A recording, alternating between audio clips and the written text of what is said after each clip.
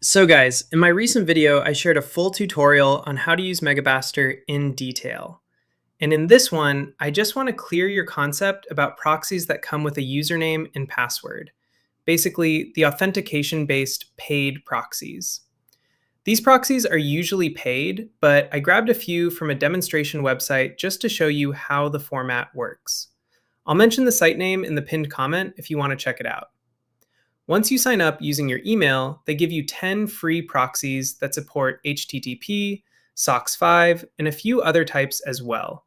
But personally, I tested only these two connection types, and both work great with MegaBasterd. Now, as you can see here, MegaBasterd already shows the format, but it's a bit confusing for many users. So let me clear it up. These are the proxies, guys, and to use them properly, you can follow a simple pattern.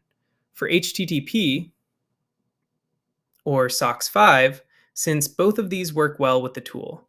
So the first thing you need is the username. Type it here or paste it. Right after the username, type a colon and then your password. After that, you need to type @ which you can enter by pressing Shift+2 on a US keyboard layout. Then paste the IP address, no spaces. Then again a colon, and finally the port. Same goes for SOCKS5. Just add SOCKS5 / at the beginning and then follow the same pattern. Username, password, IP, port. And simple.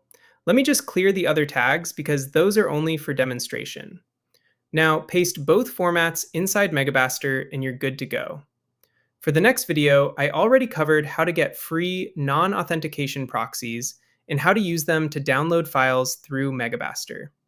This video is only for educational purposes and doesn't mean to violate any rules or regulations. Hopefully now you understand how MegaBasterd handles proxies and which type of proxies it supports. I personally tested HTTPS and SOCKS5 and both worked fine. Good luck, and I'll see you in the next one. Till then, take care. Bye.